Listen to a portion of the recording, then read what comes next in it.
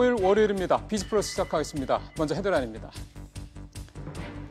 조양호 한진그룹 회장이 회사에 274억 원 규모의 손해를 끼친 혐의 등으로 불구속 기소돼 재판에 넘겨졌습니다. 물컵 투척 사건으로 기소됐던 조현민 대한항공 전 전무는 무혐의 처분을 받았습니다. 정부가 내수 활성화 취약계층 지원을 위해서 기름값에 적용하고 있는 유류세를 한시적으로 내리기로 했습니다. 인하폭은 10% 정도가 될 것으로 보이는데 이달 중에 나올 경제 활성화 대책에 포함될 것으로 알려졌습니다. 문재인 대통령이 유럽 5개국 순방차 프랑스 파리를 현재 방문하고 있는 가운데 현대자동차가 프랑스에 수소 전기차 5,000대를 수출하기로 계약했습니다. 글로벌 수소차 시장에서 한국이 주도권을 쥘 수 있을지 오늘 이슈톡톡에서 한번 짚어보겠습니다. 앞서 전해드린 대로 정부가 유류세를 내릴 것으로 좀 전해졌는데 국제유가 급등으로 서민들의 이 기름값 부담이 상당히 좀 높아진 가운데 나온 대책으로 보입니다. 근데 실제 유류세 인하 효과는 서민보다는 부유층이 훨씬 크다는 지적도 나옵니다. 집중 분석에서 짚어보겠습니다.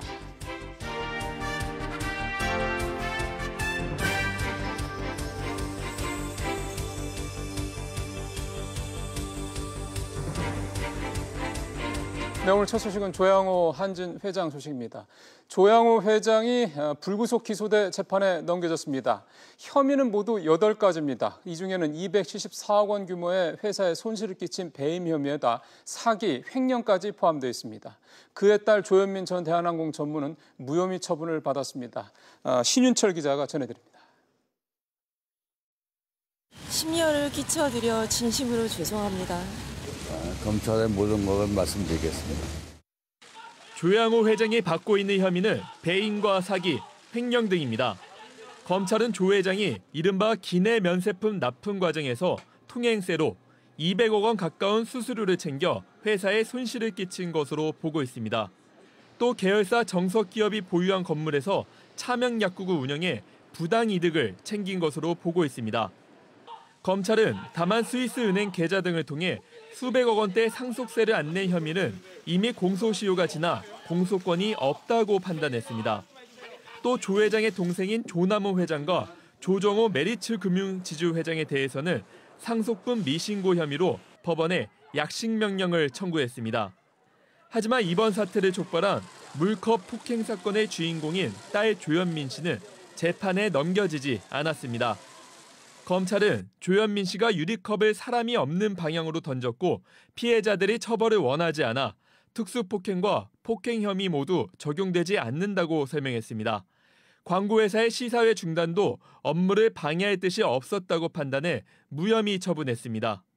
우리 사회에 큰 논란을 빚은 물컵 폭행 사건.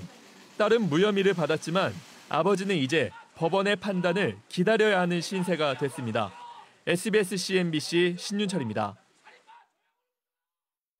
현재 정부 대전청사에 있는 통계청에 대한 국회 기획재정위원회 국정감사가 진행 중입니다. 통계청에 대해서 단독 국정감사가 진행이 되고 있어서 상당히 좀 이례적인 그런 지적도 나오는데요. 지난 8월에 있었던 통계청장 경제 관련된 이른바 코드 인사 논란이 그렇게 만든 이유 중에 하나로 풀이가 되고 있습니다. 현장에 취재기자 나가 있습니다. 장가희 기자. 네, 장가입니다. 통계청장이 물가지수와 관련해서 좀 손을 보겠다 이런 얘기를 했다는데 어떤 내용입니까? 네, 그동안 소비자 물가가 체감 물가를 제대로 반영하지 못하고 있다는 지적이 많았는데요. 자유한국당 이종구 의원은 저소득층은 엔겔 지수가 높다며 소득계층별로 체감 물가를 별도로 공개하라고 요구했고 강신욱 통계청장은 소득계층별 물가지수 공표를 적극적으로 검토하겠다고 밝혔습니다. 실내로 쌀값이 올라도 고소득층과 저소득층은 다르게 느낄 수밖에 없는데요. 이를 소득계층별로 지출 비중이 높은 품목에 가중치를 부여해 물가지수를 계산하겠다는 방침으로 보입니다. 사실 오늘 통계청 국정감사가 세간의 이목을 끌었던 가장 큰 이유는 지난 8월에 있었던 이른바 코드 인사 논란, 그러니까 전 청장의 경질 논란 아니겠습니까? 오늘 아무래도 이 부분에 대한 야당 의원들의 질의가 많았겠네요. 네, 그렇습니다. 올해 1, 2분기 소득 분배가 최악으로 나타나면서 통계의 신뢰성에 대한 문제가 불거졌고 이 과정에서 황수경 전 통계청장이 경질됐는데 강신욱 청장이 부임한 게 청와대에 의한 코드 인사가 아니었냐는 비판이 오전부터 계속되고 있습니다.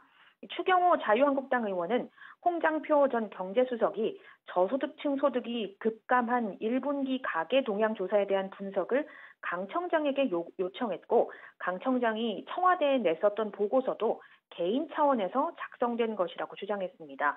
엄영수 자유한국당 의원도 정권의 입맛에 맞는 통계를 작성하기 위해 황 전 청장을 해임한 게 아니냐는 우려를 제기했습니다. 이에 대해 강 청장은 코드에 따라 인사가 좌우되는 건 있을 수 없는 일이라고 반박했습니다. 통계청 고용동향 발표와 관련된 질의도 있었는데요. 유승민 바른미래당 의원은 최저임금이 고용 감소에 영향을 미쳤는지 물었고, 강 청장은 통계청이 생산하는 자료로 최저임금 효과를 직접적으로 보기는 어렵다며 자료로 단정할 수는 없다고 밝혔습니다. 지금까지 SBS CNBC 장가입니다. 정부가 유류세를 내립니다. 지난 2008년 금융위기 이후 거의 10년 만입니다. 내수 활성화, 서민들의 기름값 급등 부담을 낮추겠다는 게 목적입니다. 김만진 기자입니다. 지난주 전국 주유소에서 판매된 보통 휘발유 가격은 한 주 전보다 리터당 15원 40전 오른 1,674원 90전. 지난 2014년 12월 이후 3년 10개월 만에 가장 높은 수준입니다. 이는 국제 유가가 꾸준히 오르며 최근 80달러 선까지 넘은 영향입니다. 정부는 치솟는 기름값에 따른 경제적 부담을 덜기 위해 기름값의 절반 정도를 차지하는 유류세를 내리기로 했습니다. 유류세는 최대 30%까지 조정할 수 있는데 이번 인하폭은 10에서 20% 선이 될 것으로 보입니다. 유류세를 10% 내리면 휘발유는 리터당 82원, 경유는 57원이 싸질 전망입니다. 중형차 연료통 70리터를 가득 채울 경우 휘발유차는 지금보다 5,800원, 경유차는 4,000원 정도 부담이 줄어듭니다. 영세 자영업자라든가 소상공인, 서민층의 유류비 부담을 좀 덜어드리고요. 구매력 제고를 통해서 경제 활력 회복에 좀 도움이 되고 물가에도 좀 도움이 될 수 있을까 해서. 유류세는 과거에도 글로벌 금융위기 때인 2008년 10달 동안 10%를 내린 적이 있습니다. 이번 유류세 인하 정도와 기간은 정부가 이달 중 내놓을 경제활성화 대책에 담겨 이르면 이번 달 중, 늦어도 다음 달 중에는 시행될 것으로 보입니다. SBS CNBC 김한진입니다. 현대자동차가 친환경차의 본고장인 유럽에 수소 전기차를 공급합니다. 프랑스를 국빈 방문 중인 문재인 대통령은 현대차의 수소차를 파리 현지에서 직접 시승하면서 힘을 실어주기도 했습니다. 취재기자 연결합니다. 윤선영 기자. 네, 윤선영입니다. 예, 현대차가 유럽에 수소 전기차를 수출을 한다고요? 네, 현대차는 오는 2025년까지 승용차와 버스, 트럭 등을 포함해 모두 5,000대의 수소차를 프랑스에 공급한다고 밝혔습니다. 현대차는 내일 프랑스 현지에서 프랑스 수소기술 에너지 회사들과 국내 사업 협력을 위한 양해각서를 체결할 예정입니다. 현재 양산형 수소차를 내놓은 업체는 전 세계에서 현대차를 비롯해 일본 도요타와 혼다 등 3곳입니다. 현대차의 1세대 수소차인 투싼은 지난 2016년부터 프랑스에 수출돼 현재 62대가 파리 시내에서 택시로 운행되고 있는데요. 앞으로 수출할 예정인 차는 지난 3월에 출시된 2세대 모델 넥소입니다. 지난 8월까지 모두 425대가 생산돼 국내에서는 250여 대가 팔렸고 100대 정도가 수출이 됐는데요. 경쟁차들과 비교해 성능은 뛰어나지만 아직 우리나라의 수소차 관련 인프라나 보조금 규모 등이 거름마 수준이라 국내에서는 큰 성과를 내진 못하고 있다는 평가입니다. 일반 차 같은 경우는 현대차가 국내외에서 판매 감소 때문에 고전하고 있는 것으로 알고 있는데 이 친환경 차 시장에서 뭔가 좀 돌파구를 마련하고 있다 이렇게 볼 수 있겠군요. 그렇습니다. 현대차의 수소차 모델이 이번 양해각서 체결을 계기로 친환경차 시장의 본고장이라고 할 수 있는 유럽 시장에 본격 등판한다고 볼 수 있습니다. 다만 일본은 물론 중국도 수소차 보급에 매우 적극적인 상황이라 수소차 선점 경쟁이 매우 치열할 전망입니다. 현대차는 이번 수출을 계기로 새로운 수출 활로가 열리길 기대하고 있는데요. 기아차까지 포함한 유럽 판매 실적이 지난해 99만 대 수준이었던 만큼 올해는 유럽 진출 41년 만에 연판매 100만 대 고지를 넘어설 것으로 보고 있습니다. 지금까지 SBS CNBC 윤선영입니다. 금융감독원이 다음 달 6일까지 미래세대우의 업무 전반에 대해서 종합검사를 실시합니다. 이번 종합검사는 지난 3월 금감원이 발표한 금융투자회사 검사 계획에 따른 겁니다. 금융감독원에 따르면 지난달 외국인 투자자가 국내 상장 채권 1조 9천여억 원어치를 팔아치웠습니다. 반면에 주식시장에서는 상장 주식을 5,800억 원어치를 순매수했습니다. 시중은행들이 주택담보대출과 집단대출의 총량을 억제하기 시작했습니다. 금감원은 최근 가계대출 증가량이 한 해 목표치를 넘었거나 근접한 일부 은행에 대해서 총량 관리를 강화하도록 지도한 바 있습니다. 우리나라 다주택자 상위 10명이 한 명당 400채에 가까운 주택을 보유하고 있는 것으로 나타났습니다. 국회 교통위 소속 정동영 민주평화당 의원이 국세청에서 제출받은 자료에 따르면 이들이 보유한 주택 가격은 공시가격만 인당 617억 원으로 시세로는 최고 1,000억 원에 달할 것으로 추정됩니다. 앞으로는 통학버스 운전자가 어린이나 영유아가 하차했는지 확인하도록 법적 의무를 지게 되고 차량에도 확인 장치를 반드시 설치해야 됩니다. 경찰청은 이런 내용의 도로교통법 개정안을 발표하고 내년 4월 17일부터 시행한다고 밝혔습니다. 질병관리본부가 지난 9월에 다시 시작된 중동호흡기 증후군 메르스의 상황이 내일 0시를 기해서 공식 종료된다고 밝혔습니다. 반면에 단질본은 해외에서 메르스가 유입될 가능성이 여전하다면서 관심과 경계는 계속 유지하겠다고 밝혔습니다. 스위스에 본사를 둔 승강기업체 쉰들러가 한국 정부를 상대로 3천억 원에 달하는 투자자 국가 간 소송 ISD 절차에 들어갔습니다. 법무부는 오늘 한국과 유럽 자유무역연합의 FTA를 근거로 지난 11일 쉰들러 측이 제출한 투자 분쟁 관련 중재 의향서를 접수했다고 밝혔습니다. 쉰들러 측은 2013년에 현대엘리베이터 유상증자 과정에서 최소 3천억 원에 달하는 손해를 봤다고 주장하고 있습니다.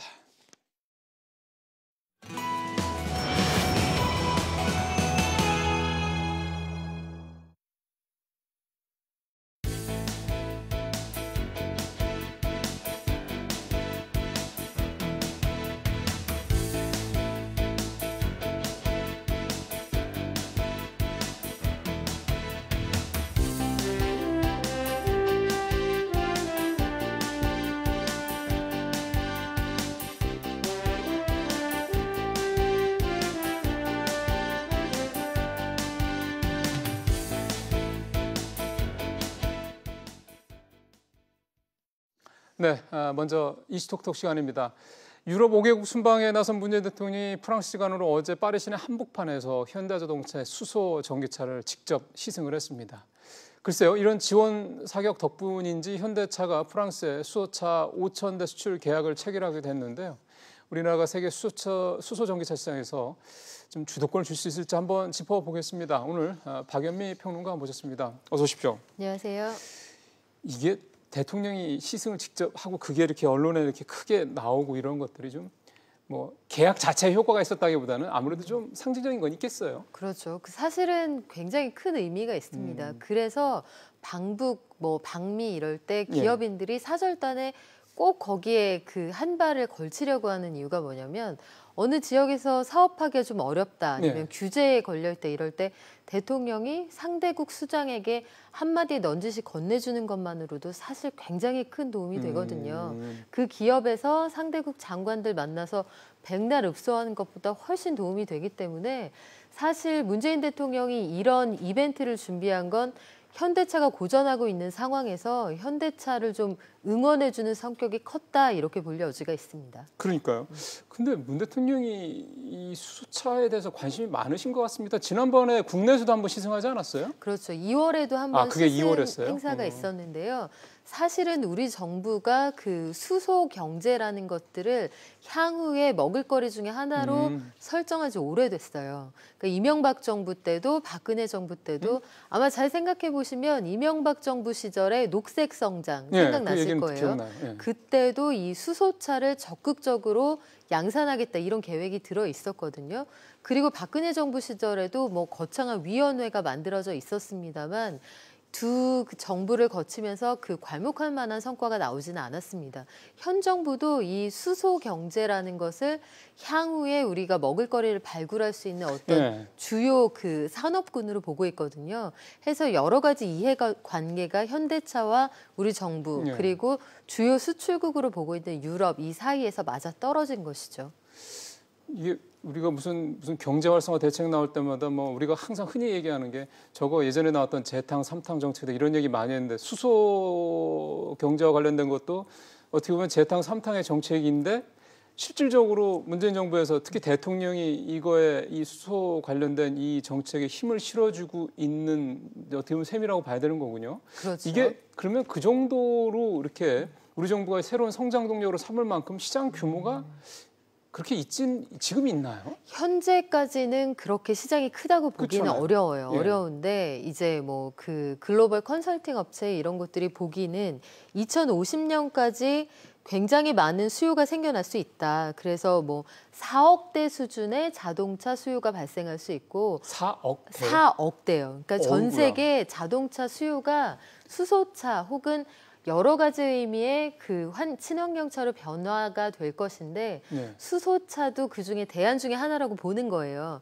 다소 과대하게 그 계상한 부분이 있다 이렇게 평가하실 수 있는데 맥킨지의 의견은 일단 그렇습니다. 지금 표가 나오네요. 네, 그런데 지금 보면 트럭의 경우에는 1,500만에서 2,000만 대, 버스의 경우에는 500만 대. 그런데 맥킨지가 이 컨설팅 업체가 이런 전망을 내놓은 배경 중에 하나는 뭐냐면 유럽의 경우에는 물류가 대부분 육송으로 이루어지잖아요. 또 걔들 대부분 경유차 쓰잖아요. 그렇죠. 그래서 이제 디젤차 다 쫓아내겠다. 이게 유럽 주요 국가들의 정책입니다. 대기 오염 문제 그렇죠. 심각하니까. 향후 5년 안에는 아마 그 유럽에 가시면 오래된 경유차는 못 보실 거다 이렇게 보시면 될 거고요. 주요 자동차 메이커들도 우리는 더 이상 경유차 만들지 않겠다 해서 시점을 선언한 곳들이 꽤 있거든요. 스위스 같은 경우에는 그래서 노후한 대형 트럭이 왔다 갔다 할 때 이 1년 동안 받는 통행료가 우리 돈으로 한 9천만 원에 이른다고 합니다. 아이고, 스위스 경유차 가지고 뭐 트럭으로 가지고 들어갔다 오려면 그렇게 돈이 들어간다고요? 그렇죠. 제가 과거에 이 시간에 한번 소개해드린 적이 있는데요. 거기에서는 우리나라에서 매우 좋은 수준의 미세먼지가 몇 개 발견됐다 이래서 국무회의가 한번 소집된 적이 있어요. 참 사실 뭐 그 나라야 이제 관광 자원이 주 이제 경제 비즈니스 모델이니까 뭐 충분히 이해가 가는 부분이긴 합니다만은 근데 이 수소차가 이렇게 정부에서 밀고 앞서 뭐 물론 뭐 맥킨지라고 하는 뭐 한 투자 뭐 이런 컨설팅 회사의 뭐 보고서긴 합니다만 2050년에 뭐 승용차만 4억 대까지 뭐 수요가 예상이 된다 이런 얘기하는 거 보면 분명히 앞으로 많이 커질 것 같다라는 거에서는 어느 정도 공감이 가는데 이게 그렇게까지 커진다라고 보는 나름의 근거가 있을 거 아닙니까? 단순히 대기 오염 문제 때문에 이렇게 커지기는 쉽지 않잖아요. 그렇죠. 지금 그래서 이 회사들이 그렇게 여기에 기대를 걸고 있는 것 중에 하나는 수소가 굉장히 다루기 어려운 연료인 건 사실이지만 폭탄 생각도 막 나고 이래서. 맞습니다. 이게 발화점이 낮기 때문에 만약에 불이 붙으면 굉장히 큰 사고가 날 수 있어서 그 수송용 연료로 만들어내기가 참 어려워요. 어렵고 또 이걸 액화해서 충전소를 만들게 될 텐데 액화하는데 돈이 많이 들어가는 것도 사실입니다. 상용화의 걸림돌 중에 하나인데요. 그럼에도 불구하고 여기에 수요가 있을 것이라고 기대를 하는 건 일단 수소차는 공해 물질을 완전히 배출하지 않는다 이렇게 봐도 무방한 그런 연료예요. 정말 클린 에너지군요. 정말 친환경. 그렇죠. 클린 에너지고요. 여기에서 수소를 공기 중에 산소하고 반응을 시켜서 여기에서 얻어지는 에너지를 전기 에너지로 전환시키고 그걸로 차를 굴립니다. 그리고 뭐 내뿜는 것이 배기가스가 아니라 물이에요. 그러다 보니까 미세먼지나 환경 문제를 해결하기 위해서 들어가는 돈을 수소차 같은 것들을 개발하는데 돌릴 수 있다. 맥킨지는 그렇게 보고 있는 거예요. 근데 사실은 아무리 뭐 그런 환경 친화적이라 해도 우리는 또 LPG 이게 사실 좀 LPG랑 좀 어떻게 보면 좀 비슷한 느낌인데 액화해서 연료를 액화해서 하는 거니까. 근데 우리가 LPG 차 잘 안 타는 이유 중에 하나가 물론 규제도 있습니다만 연비가 많이 떨어지고 그러니까 불안해가지고 사람들이 LPG 차를 안 사는 사람들이 있다고 그러더라고요. 그러니까 그럼 이 수소차는 그 연비 문제가 과연 우리 일반인들이 승용차나 경유차에서 느끼는 정도의 수소차는 괜찮아요. 연비는 괜찮습니다. 오히려 가솔린차에 비해서 제대로 액화된 수소를 완전히 충전했을 경우에는 연비가 3배 정도 높다. 이런 아유, 연구 그래요? 결과가 있고요. 예. 전기차하고도 비교를 해보면 5분이면 완전 충전이 되고요. 충전을 한 번 하면 600km 정도 간다고 하니까 전기차하고 비교를 해보면 주행거리가 거의 2배 가까이 깁니다. 기본적으로 이제 안전성 문제 이런 문제에 대한 좀 어떤 잘만 이렇게 하면 안전장치만 잘 만들어 놓고 하면 기본적으로 소비자들이 선택을 할 수 있는 여러 가지 조건을 갖고 있겠군요. 그렇죠. 근데 이게 아직은 몇 대 안 된다면서요. 우리나라도 아까 보니까 우리 윤선영 기자 기사 보니까 200여 한 50여 대 정도밖에 물론 새로운 차종이라고는 합니다만 팔리지 네. 않았다고 보면 아직은 그게 안 팔리는 이유가 뭐 수소차 이거 충전소가 적은 것도 있겠죠. 사실은 가격 대비 그런 것도 있지 않습니까? 네, 맞습니다. 비싸요. 이게 대당 가격이 한 7천만 원 전후거든요. 아이고 예. 그러니까 이제 보조금을 한 2,250만 원 정도 준다고 하는데 그 돈을 받는다고 해도 차량 가격이 4천만 원을 넘잖아요. 예. 차는 4천만 원을 넘게 줘야 사는데 그나마 그 보조금도 전체 차량에 주는 게 아니기 때문에 일단 차값에 그 문제가 한 가지 있고 또 한 가지는 말씀하신 것처럼 충전소가 일반인이 접근할 수 있는 곳이 전국에 9군데밖에 없습니다. 600km 충전해서 기름 넣다가 알겠는데, 그러니까 물론 지금 네. 그거는 이제 시장이니까 충분히 이해가 가는 네. 거고, 그러면 결국은 이게 좀 정부에서 정말 미래 신성장 동력으로 삼고 현대차가 현재에서는 우리나라에서는 현대차 이 기술을 갖고 있으니까 정말 해외를 수출해서 나름대로 이니셔티브 주도권을 쥘 수 있는 상황이 되려고 그러면 일단 기본적으로 가격이 경쟁력 있을 수준으로 내려와야 되는 것도 상당히 필요하겠네요. 그렇죠. 그리고 그 가격을 떨어뜨리려면 사실 이게 뭐가 먼저냐의 문제인데 상용화가 좀 돼서 널리 많이 쓰여야 가격을 내릴 수 그렇죠. 있는 요인이 생길 텐데 규모의 경제가 필요한 거죠. 그렇죠. 그러자면 투자를 통해서 충전소도 그렇죠. 많이 만들고 보조금도 네. 줘야 하고요. 사실 우리나라 수소 전기차 기술은 세계에서 가장 앞서 있다는 평가를 받는데 그래요? 디자인이나 뭐 여러 가지 측면에서 일본 차에 소비자들의 어떤 수요 측면에서 좀 밀립니다. 우리나라가 2013년에 세계 최초로 그 투싼 모델을 가지고 수소 전기차를 양산하기 시작했는데 이 차가 향후 지금 5년 지났잖아요. 예. 5년 지났는데 한 900대 정도가 국내외 기관을 중심으로 판매가 됐거든요. 그렇다면은 뭐 한 해에 한 200대를 좀 넘게 200대 왔다 갔다 하는 정도 그러니까요. 팔렸다는 얘기인데요. 후발주자가 일본의 도요타, 혼다가 있습니다. 그런데 일본의 도요타는 2015년부터 만들었는데 그래도 한 2,700대 팔았고요. 혼다의 경우에는 1,000대 이상 판매를 했으니까 일본 차들이 그래도 좀 더 잘 나가는구나. 아직까지는 상황이 그렇습니다. 저도 좀 기사를 보니까 일본이 전 세계에서 수소 충전소가 제일 많은데 96개고요. 네. 물론 일본이라는 땅덩어리에 96개면 많은 건 아니긴 합니다. 미국은 한 70여 개에 대해서 두 번째라고 그러는데 결국은 일본이나 미국도 아직은 상당히 초창기인 건 사실인데 네. 우리가 정말 정부 차원에서 이걸 신선장 동력으로 생각하고 밀어서 정책적으로 좀 밀어주고 또 현대차 같은 이런 자동차 회사들도 좀 같이 투자 좀 많이 하고 하면 우리가 뭐 주도권 못 잡으리라는 법도 없겠다는 생각이 좀 평론가님 말씀 들으니까 네. 좀 기대가 되네요. 자, 다음 이슈로 가보겠습니다.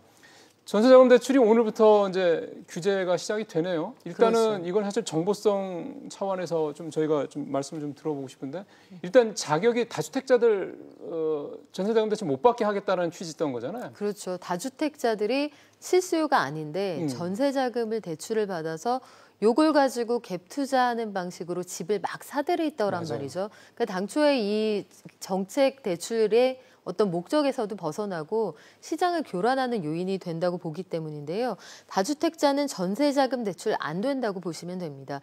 그리고 그 이전에 그러니까 9.13 대책 나오기 이전에 받아놓은 대출 있잖아요. 네. 그것도 그 갱신이 한 차례만 되고요. 이때에도 약속을 하고 대출 갱신이 되는 건데 뭐냐면 1주택 이상, 그 이상 가지고 있는 집들은 2년 안에 다 팔겠다 그 약속을 해야 한 번만 계약을 다시 한번 해줍니다. 9.13 대책 전에 전세자금 대출 확정이 돼서 이제 네. 받기로 한 사람들 같은 경우는 이게 전세자금 대출이 2년짜리니까 그 두 번째부터는 이제 안 된다 이 얘기군요. 그렇죠. 기존에는 지금 팔겠다고 약속하지 않으면.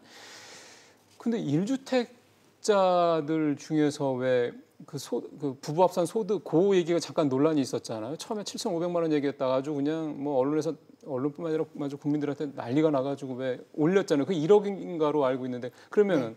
부부합산 소득이 1억 원 정도 되는 사람들은 전세자금 대출을 받을 수 있는 겁니까? 받을 수 있어요. 받을 수 있는데 이게 그 공적인 영역에서는 보증이 안 되고요. 사보험으로 넘어가셔야 됩니다. 서울보증보험에서는 해주는데 기존에는 공공의 영역에 있었으면 그 수수료율이 좀 낮았거든요. 그런데 사보험으로 가시면은 좀 더 높은 수수료를 물으셔야 되고요. 네. 여기에서도 이자 보증료 부담이 뭐 주금공이나 아니면 주택금융공사. 그렇죠. 주택금융공사 이런 곳들보다 좀 비싸진다. 이 점은 유의를 하셔야겠습니다. 그러면 1억 원 넘는 사람들은 1주택이면서 1억 원 부부합산 소득 1억 원이 넘는 사람들은 조금 더 비용 내고 받으면 되고 네. 1억 원이 안 되는 사람들은 지금까지 받는 것처럼 받을 수 있는 거다. 그렇습니다. 그렇게 보면 되는 거죠. 네. 이게 아까 평론가님 말씀이 이제 갭 투자들 이제 차단하려고 그랬다고 그러는데 지금 말씀하신 그 서울보증보험 거 그건 민간 회사라 뭐 어쩔 수 없는 모양인데 그거는 열려 있는 걸 생각하면은 이게 갭 투자 차단이 완전히 될까 싶다는 생각이 드네요. 사실 갭 투자를 원천적으로 차단하는 제일 좋은 방법은 집값이 떨어지는 거죠. 그러면 그렇죠. 수요가 완전히 사라질 그렇죠. 텐데 사실 갭 투자의 존재 여부 이거는 솔직히 좀 시장에 맡겨야 되는 측면이 있습니다. 다만 지금 정부가 촘촘하게 어떤 정책의 허점을 파고들지 못하게 제도들을 굉장히 정밀하게 설계를 하고 있거든요. 그러니까 빚내서 무리하게 갭 투자를 하지 못하도록 하는 장치가 꽤 많이 마련되어 있기 때문에 그런 것들이 시장을 과열시키는 그런 요인으로는 글쎄요, 더 이상 작용하기 힘들지 않을까 이런 생각이 듭니다. 그러게요. 갭 투자는 사실 너무 속이 빤히 들여다 보이는 전략이잖아요. 네. 그걸 뭐 막겠다고 이제 정부가 이렇게 나서고 있는데 일부 좀 구멍이 있을 수는 있겠지만 결국 뭐 이 갭 투자는 이런 식으로 계속 간다면 쉽지는 않겠다는 생각이 좀 드는군요. 이제 마지막 이슈 시간이 많지는 않은데 그래도 잠깐 좀 그래도 알아봐야 될 것 같습니다. 통계청 오늘 국정감사 진행되고 있는 얘기인데요. 저희도 앞서 우리 현재 기자가 좀 가서 상황을 얘기를 했는데 역시 아니나 다를까 코드 인사 논란이 크네요. 그렇죠. 그리고 뭐 현 청장은 그런 일은 있을 수도 없고 그런 일이 있지 않다고 믿는다 이렇게 얘기를 했는데 대놓고 있다고 얘기할 수 있겠습니까? 없죠. 없는데 사실은 글쎄요. 저는 국정감사 볼 때마다 항상 드는 생각이 질문을 하는 사람도 답변하는 사람도 이게 피차 허위의식이라는 걸 알면서 주고받는 어찌 보면 좀 허망한 문답이라는 생각이 들어요. 그러게 말입니다. 그러니까 대통령제 하에서 대통령이 임명하는 관료인데 코드 인사가 반드시 나쁘지도 않고 코드 인사가 없다. 이거는 사실이 아닐 거예요. 그런데 문제는 코드 인사를 함으로써 그게 국민의 복리후생에 도움이 되고 정책을 펴나가는 데 도움이 된다 하면 저는 대통령과 마음 맞는 사람이 정책하는 거 나쁘지 않다고 생각하는데요. 여기서 이 문제가 나오는 건 전임 청장이 입맛에 맞지 않는 통계를 만들어서 혹여 부당하게 경질됐을까 여기에 대한 가능성을 묻는 자리이기 때문에 보다 신중한 문답이 오갈 필요는 있을 겁니다. 근데 지금 평론가님 말씀하신 대로 그런 부분, 그러니까 핵심이죠. 이 이 통계청장 이 경질 논란의 핵심은 사실은 그거잖아요. 통계를 정권 차원의 입맛에 맞게 뭐 표현이 뭐 조작까지라고 할 수는 없겠지만 이렇게 좀 소위 말하는 마사지를 할 수 있느냐 여부에 대한 거였잖아요. 근데 지금까지 아까 우리 취재기자 얘기도 들어보면은 뭐 그렇게까지 본질적인 얘기한 것보다는 서로 그냥 정치적 공방만 지금 일단 하고 있는 상황인 것 같은데 아마 시청자분 입장에서는 그런 생각을 하실 것 같습니다. 그래 알았어. 뭐 바뀔 수 있어. 뭐 내 쪽에 조금 더 가까운 사람이 뭐 청장 되는 거 뭐 이해할 수 있어. 근데 이 통계를 정권의 입맛에 맞게 마사지 한다라는 거에 대한 거는 정부가 좀 명확하게 해명을 해줘야 되는 거 아니야? 이런 궁금증을 가질 수 있을 것 같거든요. 충분히 그럴 수 있죠. 그리고 이 통계청을 둘러싼 논란에서 우리가 사실 가장 크게 사회적으로 손해를 본 부분은 통계라는 게 그냥 숫자가 아니고요. 사회적인 자원을 나누는 기준점이 되거든요. 예산을 배분한다 아니면 어떤 정책을 편다 할 때 어디는 뭐가 남거나 부족하다 이걸 가르는 기준이 통계인데 이 전문가 그룹의 전문성을 공격하고 훼손하는 그런 꼴이 돼버렸단 말이죠. 그러면 향후에 어떤 통계가 나와도 일단 의심하고 볼 거라고요. 더구나 만약에 그게 정부에 유리하면 유리해서 의심할 것이고 불리하면 또다시 정부가 여기에 대해서 어떤 반응을 내놓을지 사람들이 아마 눈썹을 치켜세우고 쳐다볼 겁니다. 그런 의미에서 통계청장을 교체하는 이 과정은 참 정부가 세련되지 못했다.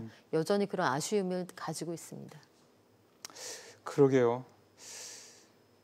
사실 아무리 통계가 좋아도 대표적인 게 소비자 물가 아닙니까? 소비자 물가가 사실 그동안 계속 뭐 지난달에 조금 올라서 1.9% 했다고 그래서 뭐 그랬지만 사실 어느 국민 한 분이라도 1.9% 올라서 야 물가 많이 올랐네라고 생각하시면 별로 없을 거거든요. 왜냐하면 이미 체감 물가 1.3%, 4% 계속 될 때도 국민들이 느끼시는 체감 물가는 그러니까 소비자 물가 그렇게 나오더라도 체감 물가는 이미 훨씬 높았었잖아요. 거리가 컸죠. 그러니까 네. 결국 그런 소비자 물가 같은 이런 어떤 정부에서 발표하는 통계들이 이미 사실 어떻게 보면 국민들이 생각하는 체감 어떤 그런 통계와 그렇게 이렇게 좀 이렇게 관계가 이렇게 뭐 이렇게 일정하게 이렇게 돼 있다는 생각들을 별로 국민들이 안 하시는 것 같아서 아마 이번에 그게 논란이 된 게 좀 그런 부분들도 있지 않나 싶습니다. 그렇죠. 통계의 함정이라고 우리가 늘 이야기하는 것인데 지표상으로는 괜찮은데 나는 왜 이렇게 사는 게 힘들까? 그래서 항상 이 사이에 간극을 메우는 게 통계를 만드는 사람과 해석하는 사람 그리고 정부가 설명하는 그 과정에서 뭔가 이 간극을 줄이기 위한 노력은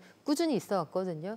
그런데 이게 국민들의 눈높이에 아직 충분히 충족되지는 못하는 것 같습니다. 다만 오늘 청장이 그런 얘기를 하더군요. 그 계층별로 물가를 지표를 달리 계산하는 방법을 한번 고려해 보겠다. 근데 이거는 충분히 의미 있다고 보는 것이 어떤 계층에게는 식료품비가 너무나 클 것이고 대표적으로 엔겔 개수가 그럴 겁니다. 그리고 어느 계층에는 또 다른 것이 절대적으로 영향을 미칠 것이고 그런 의미에서는 한번 들여다볼 필요가 있을 것인데 통계청장을 둘러싼 정치적인 논란은 더 이상은 확산하지 말아야 할 것으로 보입니다.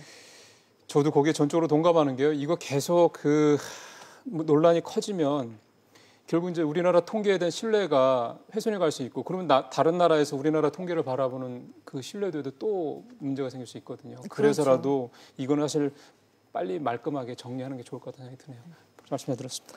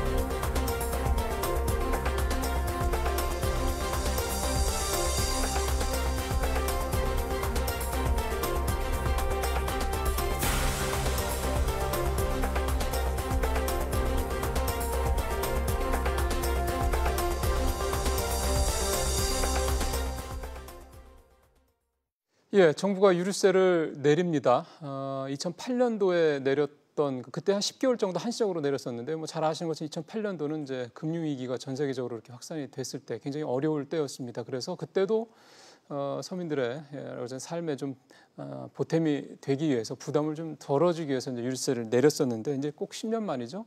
2018년도 이번에 이제 유류세를 좀 내리겠다라는 게 정부의 얘기입니다. 이번에도 역시 이유는 비슷한데요. 의미를 좀 짚어보고요. 이게 어떤 의미에서 유류세 얘기가 나왔는지 그 배경을 좀 살펴봐야 될 것 같습니다. 그래야지 그 효과도 조금 더 기대를 할 수 있을 것 같고요. 생활경제연구소 김방희 수장님하고 전반적으로 얘기를 좀 하고요. 중간에 현대경제연구원 주원 경제연구실장 전화 연결해서 또 주실장 얘기도 좀 들어보겠습니다. 김방희 수장님 나오셨습니다. 네, 안녕하세요. 일단 기본적으로는 지금 기름값 많이 오르고 있으니까 저 입장에서는 그렇대요. 그러니까 유류세 내린다고 그러니까 아이고 기름값 뭐 조금 부담 덜겠다 이 생각은 들대요. 그렇죠. 그러니까 2008년과 같은 취지의 한시적 유류세 인하를 협의 중이다 이렇게 김동연 경제부총리가 밝힌 건데 2008년보다 지금 국제 유가 상황이나 환율이 그렇게 나쁘진 않거든요. 그 당시 그렇죠. 리터당 2,000원이 훌쩍 넘어갔으니까. 아, 그때 그랬습니까? 그랬습니다. 네. 그래서 이제 그런데도 불구하고 하겠다는 얘기는 뭐냐면 그만큼 체감 경기가 좋질 못하다. 그렇죠. 이렇게 예. 느끼고 있는 거고요. 또 하나 이참에 꼭 지적해드리고 싶은 거는 정부가 시행령을 통해서 이 30% 범위 내에서 탄력적으로 유류세를 적용할 수 있어요. 이건 정부 내에 주어진 권한이거든요. 그러니까 이제 한시적 유류세 인하라는 것이 무슨 특단의 조치는 아니고 취할 수 있는 거고 또 취한 예도 있었고 이번에도 체감 경기가 워낙 안 좋기 때문에 정부가 내놓을 경제 활성화 대책의 하나로 이제 사전에 이제 얘기가 흘러나온 것이죠. 아예 말씀 나온 김에 우리가 기름값에 세금이 많이 포함되어 있다는 거는 뭐 상식적으로는 알고 있는데 대체 무엇가 어느 정도 비중으로 포함되는지 아예 한번 좀 이 기름값 구조를 한번 해부를 한번 해보죠. 정확히 소장님 설명해 주시죠. 예. 알려드리면 7개의 세금이 있고 2개의 이 준조세 성격의 것이 있습니다. 7개는 다 외우기도 힘드실 텐데 핵심적인 거 3개만 말씀드리면 교통세가 기준 세금이 돼요. 교통세는 지정이 돼 있고 교통세의 35%를 예를 들어서 주행세로 내게 되고 그러니까 교통세를 기준으로 삼아서 그것의 20%를 교육세로 내게 됩니다. 이게 이제 핵심적인 세금들이고요. 그 밖에도 뭐 관세, 개별 소비세, 에너지세, 뭐 부가세 해서 7개가 있고요. 준조세 성격이라는 건 수입 부과금, 판매 부과금 이런 것들이 붙어 있으니까 전체 기름값의 지금은 한 55% 가까이가 세금이다. 근데 이거는 사실은 이 세금의 성격 때문에 종가와 종량제라는 게 다 섞여 있어요. 무슨 얘기냐면 가격에 따라 붙는 게 있고 그냥 양별로 붙는 게 있으니까 이게 저는 그런 표현을 쓰고 싶은데 유류세는 생각보다 들여다보면 들여다볼수록 누더기에 가깝다. 막 편의에 따라서 워낙 더 시원해서 그러니까 이게 사실은 이 준조세 성격과 기타 세금들을 다 합쳐놓으니까 55%라고 지금 말씀드렸는데 이게 시기별로 달라요. 예를 들어서 2012년에는 46%밖에 안 됐어요. 그러니까 국제유가라든가 이런 거에 따라서 바뀌는 겁니다. 그리고 2016년 말할 때 보니까 62%까지 갔거든요. 그래요? 지금은 55% 정도입니다. 그러니까 100원을 팔면 한 55원 정도는 세금으로 낸다 이런 얘기입니다. 당연히 높다는 생각을 하고 시시때때로 경기가 안 좋을 때마다 많은 분들이 이걸 좀 낮추자 하는 얘기를 했는데 정부에서 못 낮춘 이유도 있어요.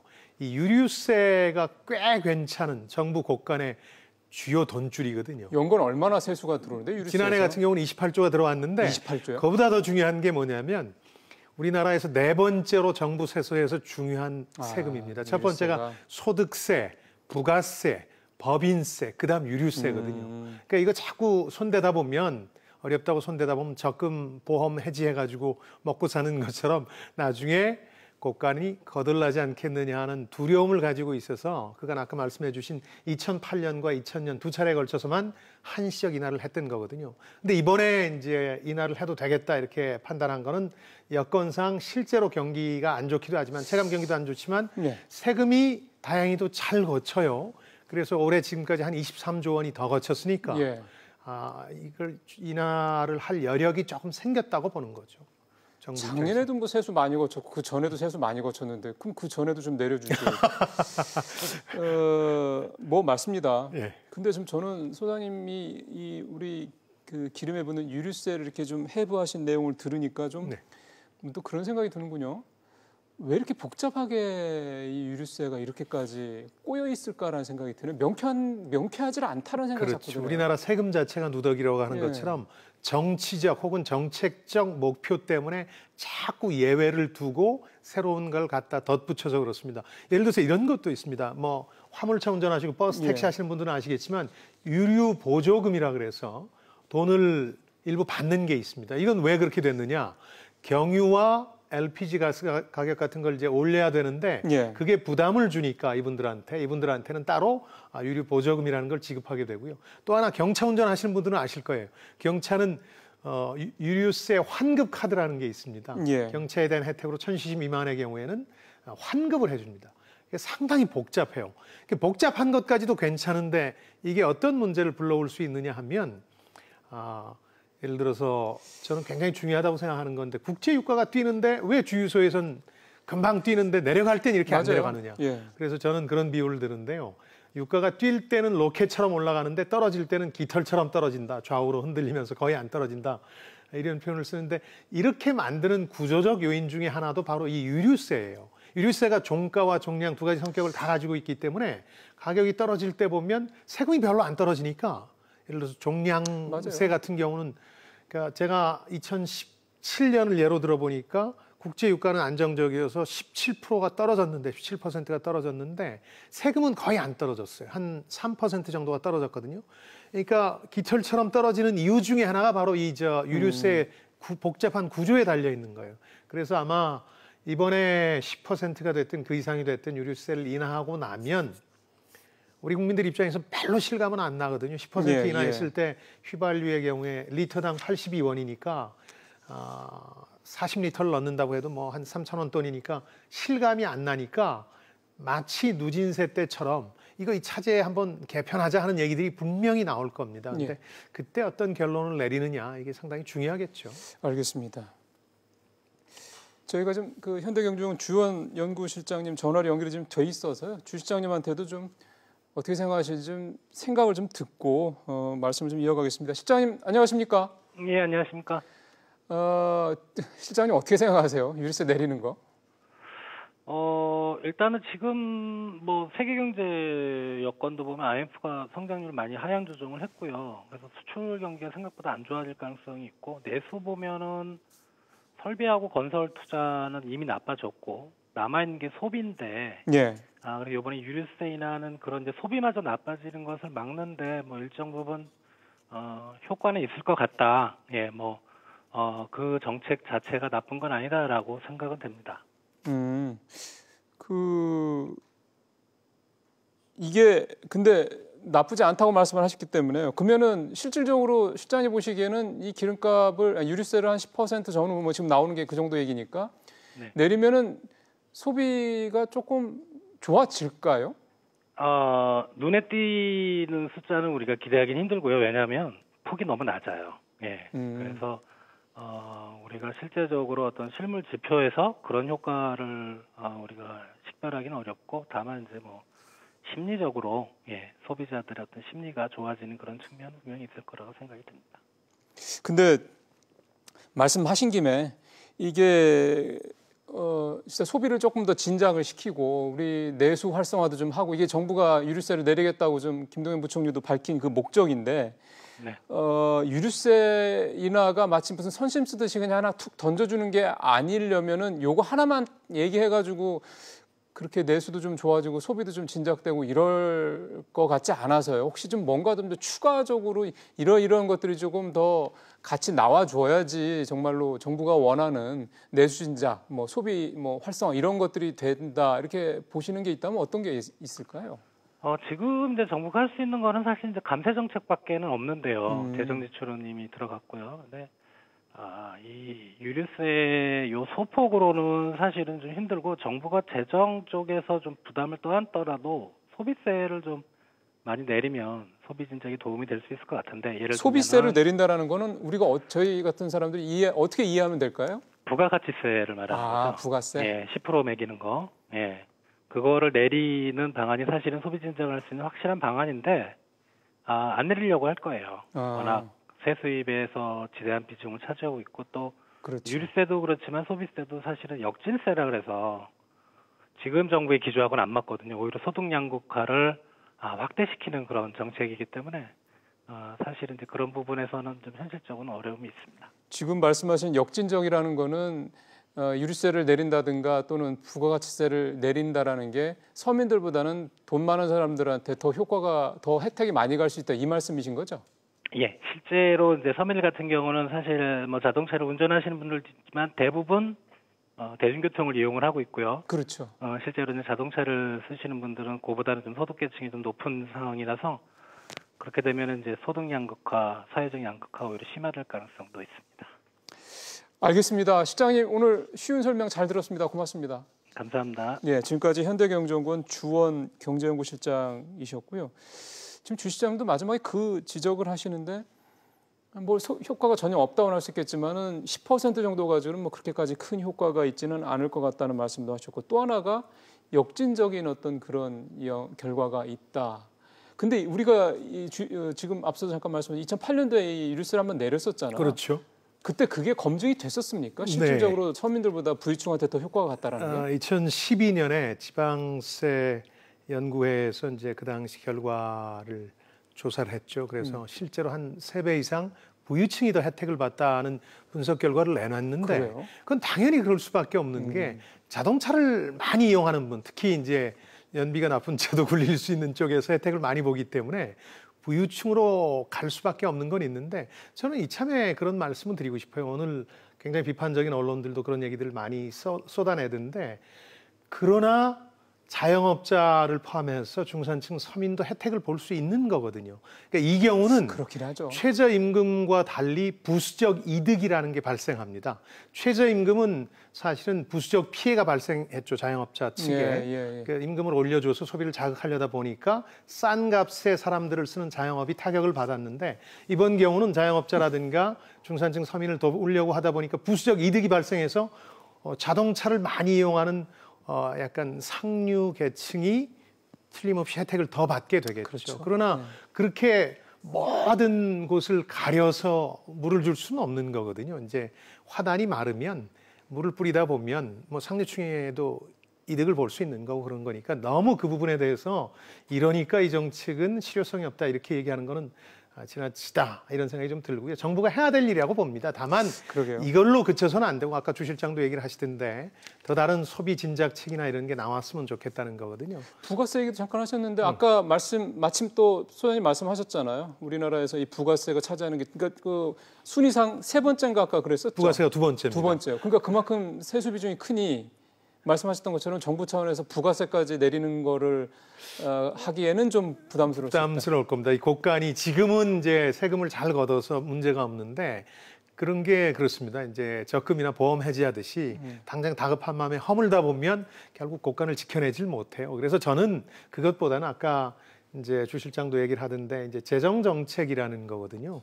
정부가 워낙 세금을 좀 넉넉히 걷고 있기 때문에. 근데 어떤 분은 그런 질문도 하시더라고요. 아니 8억 원 떼인 세금이 있다는데 8조 원이 이렇게 23조 원 더 거쳤다는 건 무슨 얘기냐 그런 말씀 하시던데 그러니까 정부 예측이나 이런 거에 비해서 많이 거치고 있다는 건데 그 이유는 예전에 비해서 소득을 숨길 방법이 없어요. 다 카드 쓰고 투명화되고 있기 때문에 그래서 실제로 여력이 있는 사람들의 돈은 많이 거치고 있는데 빚내서 살아야 되는 분들의 세금 체납은 늘고 있다 그런 뜻입니다. 그러니까 계층이 다른 거예요.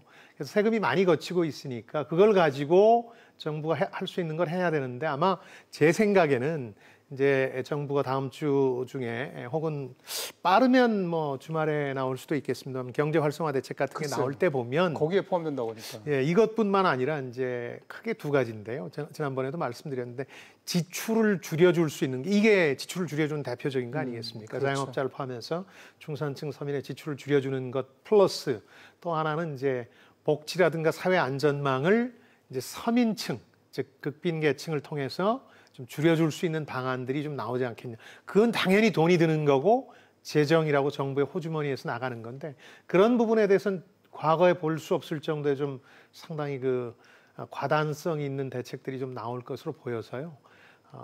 나름대로 이제 정부의 역할이라고 생각하셔야 돼요. 예를 들어서 정부가 그런 걸 할 때는 곳간 괜찮느냐 이렇게 묻고 정부가 아무 일도 안 하고 있으면 뭐 하는 거냐 이렇게 나오면 안 되고 지금은 곳간을 좀 헐어서라도 쓰임새를 좀 덜 써도 돼서 소비 여력을 갖출 수 있도록 해주는 게 어떤 정부의 방향이고 또 실제 경제 정책의 방향이라는 생각이 듭니다. 조금만 더 좀 그런 그러니까 큰 방향의 재정 정책을 확장적으로 운영하는 것에 대해서는 뭐 사실 지금 상황에서는 뭐 당연한 얘기니까 그거에 대해서는 사실은 뭐 이론의 여지가 별로 없는 것 같은데 참 우리가 갖고 있는 이게 이제 기존 계속 역대 정부에 대한 뭐 불신에서 비롯된 걸 수도 있긴 하겠습니다만 그런 세금들이 참 효율적으로 잘 집행이 되느냐라는 부분에 대한 아마 이제 그런 것들에 대한 우리 국민들의 시청자분들의 약간 불신 뭐 이런 것들이 담겨 있지 않나 싶습니다. 그건 정부뿐만 아니라 국회에 대한 국민적 요구기도 하죠. 왜냐하면 뭐 예산 짤 때 보면은 내 동네에 많이 끌어오겠다고 생 난리를 치다가 결산 즉 예산을 제대로 썼는지 어디에 썼는지는 아무도 관심 없지 않습니까? 맞습니다. 그런 부분에서 보면 아직 우리가 이제 어떤 정부뿐만 아니라 입법부 국회도 해야 될 일을 소홀히 하는 측면이 있는 거죠. 예. 정부도 그렇고 국회도 그렇고 국민들의 이 신뢰를 좀 확실하게 좀 받아야 될 텐데 좀 네. 아쉽네요. 말씀 잘 들었습니다. 네, 고맙습니다.